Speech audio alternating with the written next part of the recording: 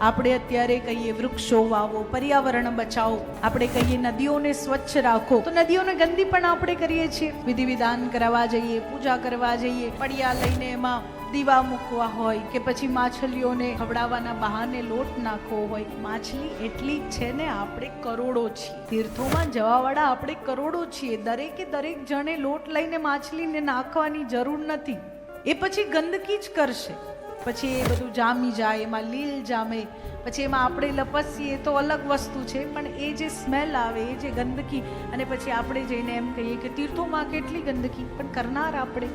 માં નર્મદાના કિનારે, ગયાજીમાં, સિદ્ધપુરમાં, આ બધી જગ્યાએ તમે શ્રાદ્ધ માટે જતા હોવ, અસ્થિ વિસર્જન માટે જતા હોય, અને તે સમયે અસ્થિ વિસર્જન કરીને આપણે એક એવી પ્રથા છે કે આપણે માટલી એમાં વહાવી દઈએ. ચાલો, એ તો બરાબર છે. પછી નારાયણ બલિ કરવા જાઓ એટલે વસ્ત્ર છોડવા પડે, તો આપણે નદીમાં જ છોડીને આવે. નદીમાં નહીં, પૂછી લેવાનું કે ક્યાં મૂકીએ આ વસ્ત્રને. કેમ?